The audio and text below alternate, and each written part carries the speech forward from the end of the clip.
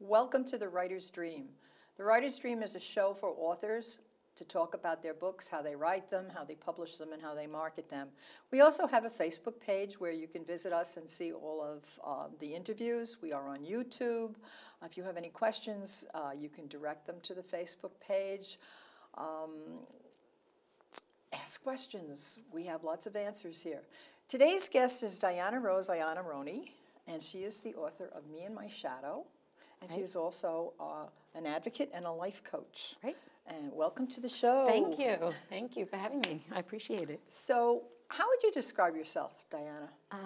I would describe myself as somebody very passionate about making a difference in the world, and that the way I like to do that is to help everybody kind of ignite the power that's already in them. I think we get a little dormant and forget that we can be the authority of our own lives, and we misplace the authority as if it's somebody outside of ourselves. And so I like to kind of help people wake up to that and remember that authority. I'm always fascinated by that term, advocate and life coach. Mm-hmm. Can you describe what an advocate is? I mean, I know what an advocate is, but... I understand. It's really interesting because I almost feel like when I use the word advocate, it is normally when you hear it, it's traditionally you going and fighting for other people. And I do a lot of that, you know, helping people in those cases. But more often than not, advocating to help people remember that they can be their own advocate. It's, you know, again, about igniting that power within them to not be oppressed in any way, not be abused in any way, not be taken advantage of in any way, and that they have the power to change that, to alter that. And that's part of what my coaching is about also. I think most of us, or maybe it's surprising to hear that very early in our childhood, we adopt beliefs. We adopt those beliefs, like, I mean, when we're like 7 years old, when we didn't really have all the wisdom necessarily to make those good decisions. And we get these beliefs that have become part of our unconscious life for the rest of our life. And if we never evaluate them, we're actually living our lives on terms that we don't even realize are not our own. You're describing most of the people I know, including myself. You need my book. Be a good girl. Exactly. Okay. Exactly. Well, believe me. Don't be selfish. Yes. And it's selfish to do anything for yourself, of course. Absolutely. Absolutely. Yeah. And then then life happens. Yes. And husbands and partners and kids and jobs and where am I in all of that? That's right. And it's about making yourself a priority and acknowledging that's not being selfish. Because if you don't make yourself a priority, you don't have the energy, you're not equipped to have that much to give because you're utilizing all your strength to, you know, carry all these other pieces. The well runs dry. Yes, the well runs dry. Absolutely. And you have to have a way to replenish the well. That's right. Because as I have said to many of my friends, if you don't take care of yourself, who will? If not you, then who? You cannot take care of anybody else. That's I mean, I'm part of that generation, the sandwich generation, where taking care of elderly parents and also trying to help raise grandchildren and sometimes have a sickly spouse, and all of those problems tend to suck you dry. Mm-hmm. And you go, why am I so tired? I kind of call myself like a crisis manager, because usually by the time people come to me, they feel like they're on that last thread, that last rung. Absolutely. Like, I'm going to give up on life here. I'm going to give up. I can't do it. And when you just revert and help people move back inward, it's amazing what they can do. But it's difficult when we've been raised, as you said, to be a good girl. That's a perfect demonstration. And these are the rules, and you must follow the rules. But we never step back to even evaluate who wrote these rules. Do we even agree with them? You know, and so on. We get, you know, exhausted, and we have a hard time saying no. And even when we do say no, it's like, no, but let me give you this plethora of explanations so that I have the right to say no. Oh, the guilt associated with saying no is, I think, probably the basis of more neuroses and more dollars spent on counseling than anything I can think of, especially for women. Right. That's exactly right. And I think that's the point, though, is it doesn't have to be years of therapy. I'm not trying to get into the therapy discussion, but no, sometimes just talk about your book. yes, about the power of just learning. Like it's almost when I speak to some people and just say they have the power to say no, or why not say no, it's almost like I do. I can't do that because. Yes, exactly. And once they experiment with it a little bit, and they go, I felt pretty good, saying no. And but the reason why I wrote the book was because I suddenly realized that I had decided that other people, very specifically men in my personal relationships, were my authority.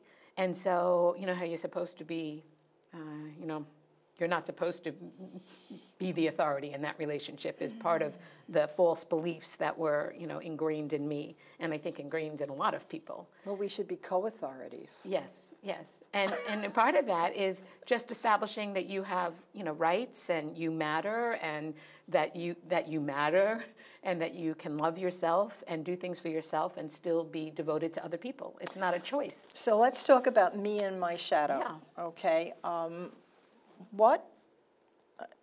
What actually inspired you to really sit down and write this book? Obviously, I've looked at the book, I've read sections of it, really related to it, and Thank you. by the time you wrote this book, you have gone through a journey. Yes. Would you like to talk about that journey? Well, the first question, why did I write the book?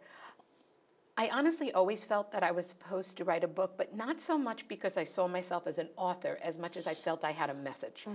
And the message I thought I had, prepare yourself for this, the message I thought I had was how to heal the heart of the abuser. So armed with that belief. Wow. Yeah. You can already start to draw a picture, can't you? So if you thought your purpose was to heal the heart of the abuser, then you would keep finding yourself in abusive situations. And I had been writing this book for 20 years. And from the perspective of how to heal the heart of the person that's harming me. And so you're not putting your focus on yourself. Right. So if I read a book, it was about how can I make this relationship better by helping him. If I went to therapy, it was about how can I learn this so I can help him. It was like I was going to fix the whole world. You should have gone to Al-Anon. But I was never looking at myself. And so, as I said, 20 years, on and off, obviously, would write it, and then it would go dormant for a while, and then I'd write it, it'd go dormant for a while. And I had a very big, I had a big executive job. I had been in the workforce for a lot of the time, and it led to me training a lot of people on perceptions, the power of thoughts, and the power of your mind. And I put all this together, but I was never applying all this wisdom I was acquiring to myself. And I left my quote-unquote big job in 2005 and became an executive life coach. And really, I'm still moving right along thinking I've got it all figured out. And then in 2007, my world kind of crashed when I realized I was married to what I would now call a sociopath. And it was a huge wake-up call because it helped. That's where I really started seeing how I bestowed my empowerment and my authority to those around me. Whether it was my career or my relationships, it was like you do what authority says. So that was the turning point. That in 2007. was a huge turning point. Can you remember exactly what it was you were thinking that made you all of a sudden come to that? Was it an incident? Yes. Well, it was a series of incidents in a relationship. I had the pattern for pretty much my whole adult life of choosing people that were abusive to me, but abusive in a very subtle, manipulative kind of way. Not, users. Yes, yes, and always having the fear of what they might do physically. Okay. Yeah, and I did this pattern for so long, and in 2007, I decided, after I was, as I said, I was coaching a lot of other people very successfully, as a matter of fact. And then when I woke up, it was a specific moment in time. And it was actually two moments. It was the first moment was there was an encounter in my house that I was visiting my parents. So I had this extra sense of safety that I wasn't even conscious. So that was where I started to go, I think this is not okay. You know, it was kind of like that beginning of that wake-up call. But then there was a point in time later on in September of 2007 where all of a sudden it was like a light, somebody flipped the light switch on and I could see everything. It was absolutely a moment in time. And at that moment when the light switch flipped on, I suddenly realized, oh my gosh, this is not what I've perceived it to be at all. It is not about healing the heart of the abuser. It is about recognizing that that heart is not desiring to be healed. I'm only desiring to heal it. And I suddenly started focusing on me. And it's been a hugely life-changing experience. And that's why I help people advocate for themselves, because the power was within me all the while to not allow myself to be in these abusive situations. The power was within me all the while to see the truth that was in front of me. But I actually use the word delusion. Not everybody likes that word, but we can choose to be delusional about what our life circumstances are, and we can do it for a couple of reasons. One would be because if we woke up to what it was, we have a lot of work in front of us. Oh, never mind. I'll just pretend it's not there. Well, I think it's a little bit more than that. To me, because I also was in relationships that were, I won't call them so much abusive, although it's a matter of definition. They were more users than they were abusers. I think it's also a matter of, and I just lost my train of thought, of you don't want to change the game. Yes. Because there's always, when you have a person who's manipulating you, there's a game to be played. And you all have your roles. And when you change the role, you evoke enormous anger in the other person. And they want you to go back to who you were. Thank you. And that's the hard work. That's exactly right. And that's what I do, is I help people go ahead and have the courage and power to make those changes. That is the heart of what I do.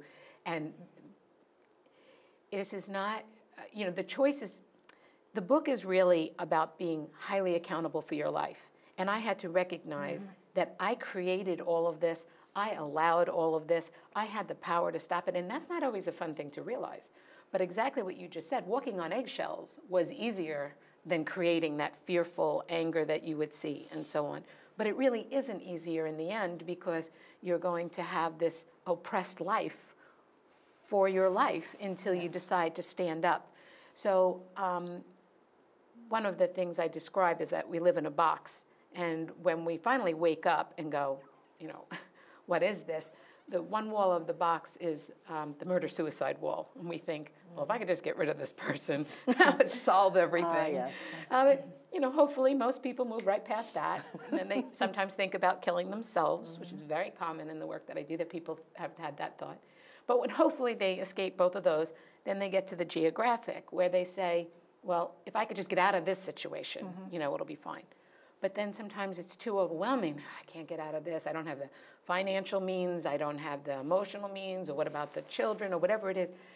So when they feel that they can't operate at this wall and they can't operate at the geographic wall, they get to the next one, which is the get sick, go crazy wall.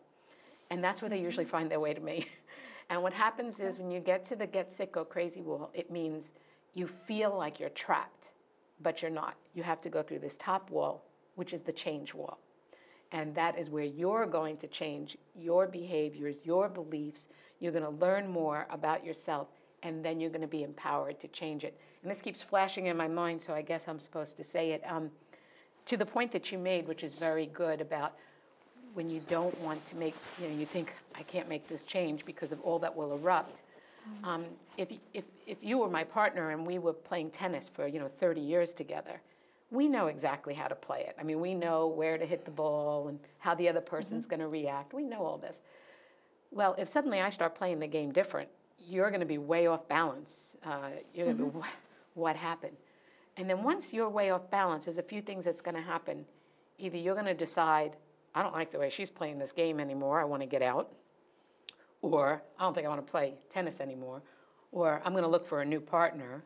Or I'm going to change my strategies. Or I'm going to change my strategies. That's right. And that's when they're regrouping. And that's why you become so conscious that most times we're very intellectual. It was our emotions that stopped us from doing what was right. And when you're in this game, if you start to, and you called it a game, and that's sad, but very But accurate. what was that book? The games people play? Yeah, it's, you know, it's literally a game. You think it's pure love, but in most cases, it's a game of manipulation. It's like a chess game. And once you know that, you could be very skilled at playing it and escape, and literally escape. My mission statement is that I help exchange chaos and confusion for clarity and resolution for whatever crisis you're facing. Because it's just a matter of turning inward and starting to gain your power, release your fear. In fact, it says, me and my shadow move from fear and control to love and freedom. And that's really what it's about. And it's my journey through fear and control. So the first half of the book, like up to page 173, I like to give that marker because the beginning of the book is about the fear and control, the why you're in it, the what it looks like. And that part is geared for a few things. One is if somebody is what I call asleep, which means dormant in one of these situations but not wanting to see, that can wake them up. If they're already awake, it could be a little overwhelming because they're like revisiting that trauma. So that's why I always give that page number 173, because on that page I shift to raising your self-esteem, raising your self-confidence, getting your power, and so on. So some people read it from 173 and then back to the beginning, and some people read it straight through. It depends on if they're still sleeping, they're awake, or ready to stand. So a common message in there is wake up, stand up, live free.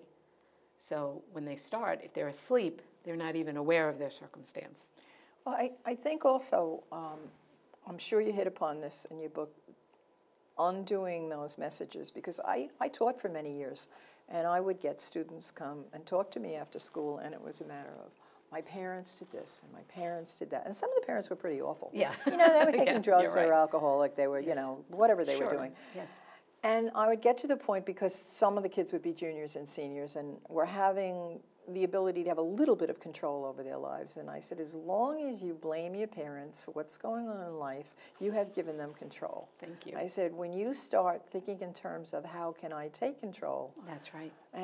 and stop blaming them and get That's off the right. blame game, That's right. you will be able to start thinking of constructive things to do. And the other piece was that for me, I mean, the first time I realized that there was a game going on and that I was really being used, Yeah. there's a long period of observation. Mm-hmm. That's right. And you start to Sure look you at this haven't person, and you say, well, I've been through a lot of You watch how that person's playing the stuff. game. Yeah, you watch them. And if you can keep yourself from thinking those murderous thoughts, Yes. it becomes very interesting. It and becomes informative. almost fun. I'm so grateful for everything you just said. The focus is about looking into the beliefs that we're carrying around. And I mentioned the word fully accountable. Some people get very frustrated to think that they have to be fully accountable because it can be overwhelming. But you're exactly right. As long as you have somebody to blame, then this is the conditions you've chosen to accept for your life. And if you want to live a happy, fulfilled life, that just can't be acceptable. But I always say observe more than control, because you've been in this environment for a long time. When you start to observe, you're like, I never realized how and all of a sudden you become very knowledgeable